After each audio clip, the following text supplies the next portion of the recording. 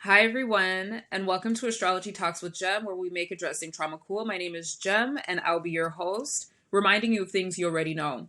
Yes, we're going to be talking about astrology, but this information, this energy, everything that we're talking about can be related to how you feel. So, yes, we're going to be using terms like Aries and Libra, but just think about the feelings that are associated with these different energies.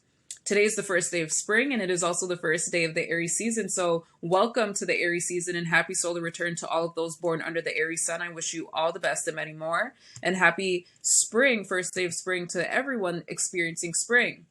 Today is March 20th, 2021, says the calendar. The quote of the day is take up space. Our agenda for today, we'll get into that later. And the book to read, you don't need to be smart to read books, but the book to read is The Art of War by Sun Tzu. If you have not read it, it changed my life in a profound way. So it might do that for you. You might hate it. Regardless, if you read it, you might learn something. All right, so we're going to start by talking about the spring equinox. I know it says and the Aries and the sun in Aries, but we'll get to that in a moment.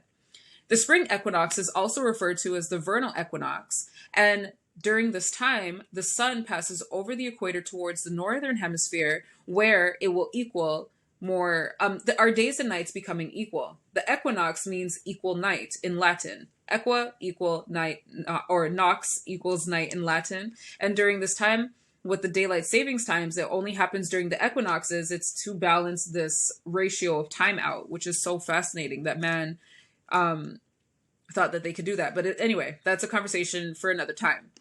During the solstices, we have one portion of the day or night that is longer than the other. So winter, it's the longest night, Game of Thrones reference, and summertime is the longest day.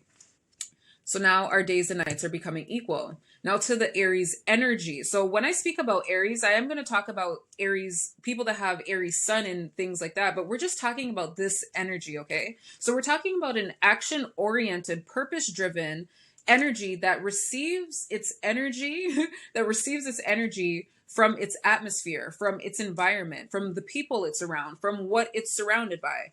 Aries is ruled by the planet Mars, which is associated to, or is often considered the god of war to the Roman and Greek mythologies, and the god of Set, for those familiar with the Egyptian creation story. Aries rules the head, the face, the brain, and the eyes. And if we think about what happens during Aries season or spring, allergies take place. The eyes become itchy, the nose becomes runny. And as spring turns into summer, or as spring deepens, let's say, during the time of Taurus, the throat starts to get itchy. It's very fascinating to see how these physical things that we go through can be explained astrologically as well.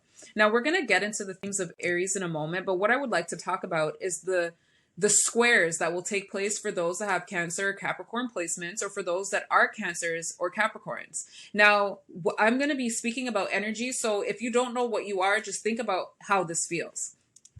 Cancer is a person. Cancer is an energy that is emotionally direct.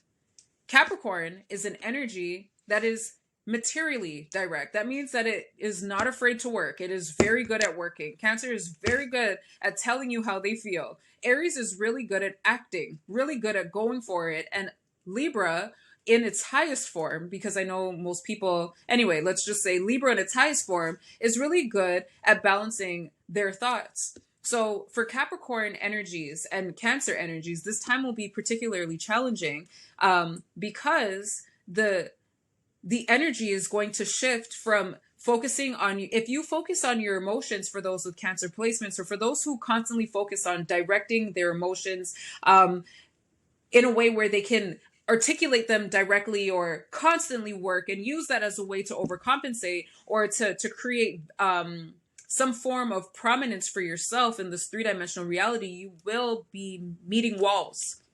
And I say that because, looking at the chart we have here, the two red arrows are pointing to Cancer, which is on the left side, and Capricorn on the right.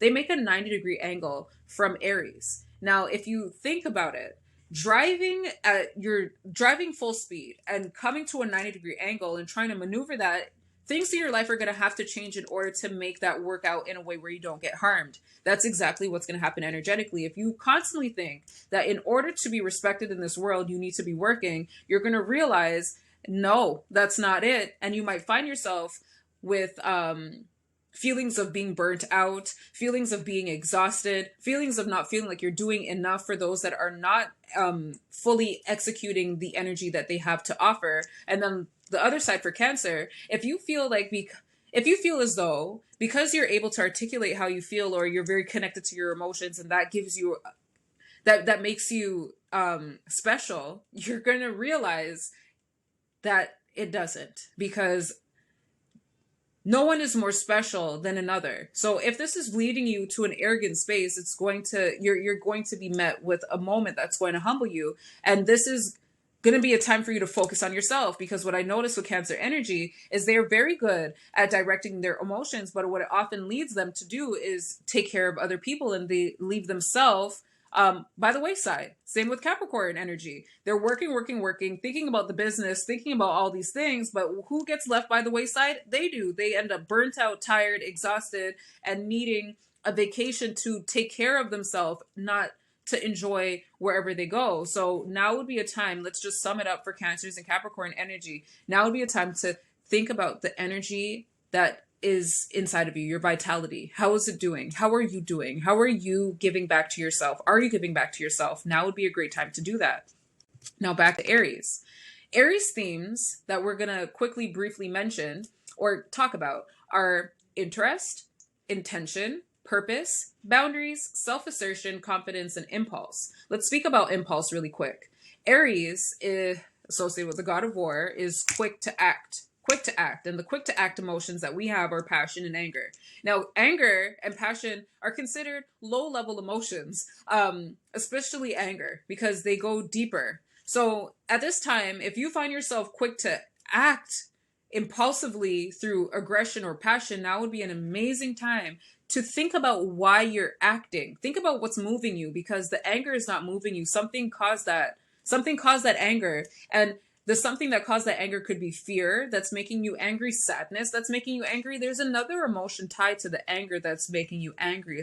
But the same goes with passion. So now would be a good time to think about the deep-rooted thing that's actually moving you, because that deep-rooted thing that's moving you could be heavily directed to your purpose. It's either infringing on your purpose or it's illuminating your purpose. And your purpose, let's get into intention, can drive our intentions. Our purpose can drive our intentions. And I say can because there are many of us that don't set intentions. We don't have an intention for why we say what we say, do what we do, think what we think. And if we do now take a moment to set an intention related to our purpose, everything that we do will be meaningful.